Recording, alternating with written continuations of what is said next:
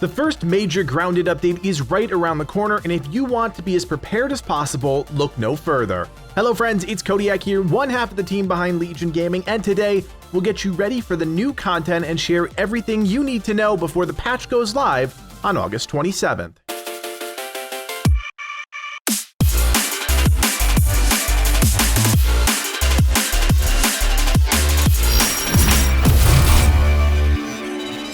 Now before we dive in, I just want to say the new content will most likely be accessible to everyone. By no means do you have to do the stuff we're mentioning, but it'll help, and it'll make exploring new areas and taking on new challenges even easier.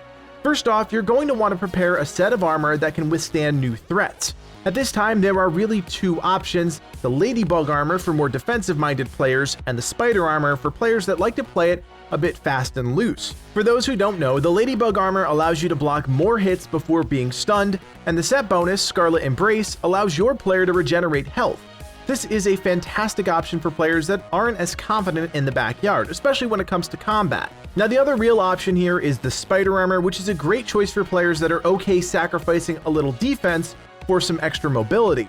While wearing Spider armor, your stamina replenishes faster, and there have been some recent tests that have confirmed the set bonus increases your run speed. Now I promise not to spoil anything about the future content in this video. If you want to check out all the leaks and things that we've discovered, there's a separate video for that, but just know there is probably a new set of armor coming that will be essential in the update. Now with your armor in hand, you'll need a good weapon to pair alongside it. And unlike the armor, there is really only one right answer here: the Mint Mallet. You will need a tier 2 hammer if you do want to harvest the mint chunks, and if you want a full rundown, check out that video we already posted on the channel. This two-handed weapon hits like a truck and is easily the best available in the game.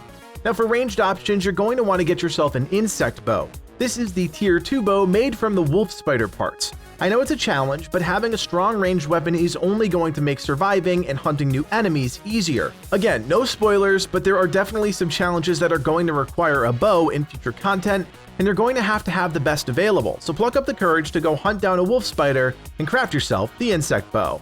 With your weapons and armor all set, there's just one more thing you're going to need, and that's repair kits. Don't be like me and craft one when you need it. Think ahead and prepare for the worst. Ideally, you have a stockpile of 5 or more of each of the armor and weapon repair items, and that will just prevent you from having to stop, potentially collect resources, and craft what you need. I'm notorious for forgetting these crucial items, and I often get slowed down because of it, so plan ahead and craft what you need so you don't have to stop right in the middle of the new content. Now that your armor and weapons are all set, it's time to focus on some of the other important aspects of progression in the game. And it really comes back to our burger flipping pal, Burgle. At this time, there are only 2 Burgle chips available in the game, but giving them both to the robot will unlock a number of possible upgrades. Of course, to purchase anything from Burgle, you'll need science, and that's not exactly easy to come by. There are some hidden science locations around the backyard, but you'll also want to start doing his daily quests so that you can stock up on science and slowly unlock each of the unlockables. Things like the Canteen Plus and Bandage Plus may seem like unnecessary luxuries at this point, but when the content ramps up in difficulty, you may want those improved items to help you survive. I will say the Bandage is more important than the Canteen. With some new enemies on the horizon, it's not a bad idea to have a small stockpile of the best healing items in the game. There's no doubt in my mind that new lethal enemies are coming, so having those prepared ahead of time just means you're not wasting time harvesting and crafting. In that same vein, it's probably time to head back out to the hot dog and beef up your food supplies. The last thing you want is to tap out your hunger or thirst while exploring new content. You could also stock up on acorn bits, either will get the job done. Neither will spoil, and they're easy to collect. In terms of water, well, dew collectors are the obvious choice here. Your base of operations will most likely still be your hub before going out to explore, so having a couple dew collectors means you're always going to have a source of water nearby. I do realize that they're currently bugged, but I'm confident that'll soon be fixed. Now there's another option here when it comes to dealing with hunger and thirst, and it's really underutilized by a vast majority of the community: the Smoothie Station. By combining 3 specific ingredients, you'll be able to create powerful consumables that not only satisfy some of your essential needs, but also provide you with a buff.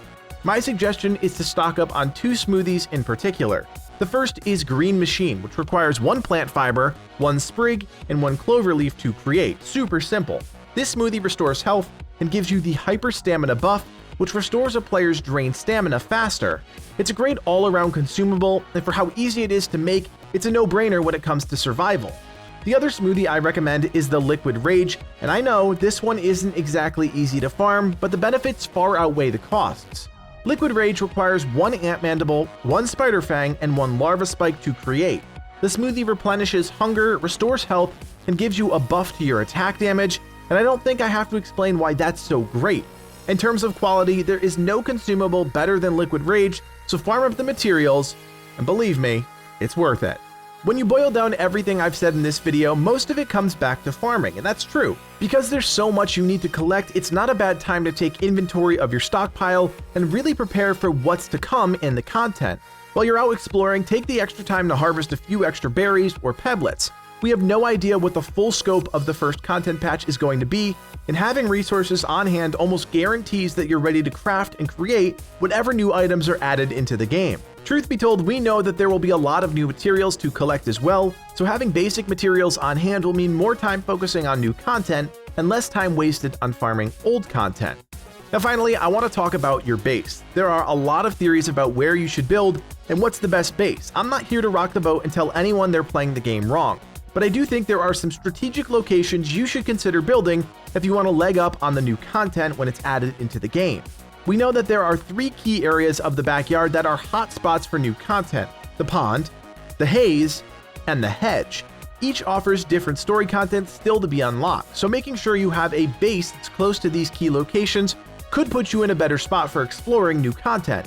Of course, you can get anywhere in the backyard with a little effort, but travel time is often one of the biggest killers in a game like Grounded, so having a more direct route to future content is really going to benefit you on August 27th. I've seen some incredible bases from the community and some really smart ideas like elevated highways that allow players to get around the backyard quickly. If you are planning on expanding your base, now is the time, and while you're at it, consider expanding your storage as well. We have a video on the channel showcasing a really interesting technique for stacking boxes, and now is the time to prepare for an influx of new materials. We don't know exactly what will happen to bases currently in the game when the update goes live, so it may be best to have a backup base in a second location, but I realize that's going above and beyond the Call of Duty. Either way, spend some time and focus on your base now so that you're not playing catch-up down the road.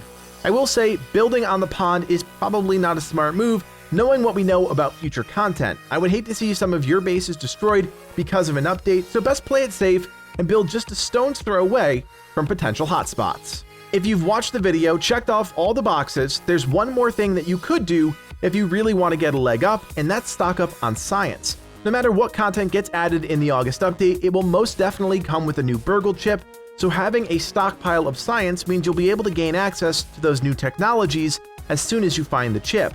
I realize that once again I'm saying go out and grind, but hey, that's exactly what you have to do if you want to go at the new content full speed.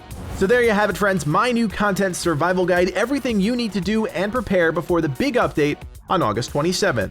If you enjoyed the video or just want to share a tip of your own, let me know in the comment section below, and don't forget to hit that subscribe button. We're closing in on 50,000 subscribers, so join the fun and never miss a video. My name is Codiak, and from everyone here at Legion Gaming, thanks for watching and play on.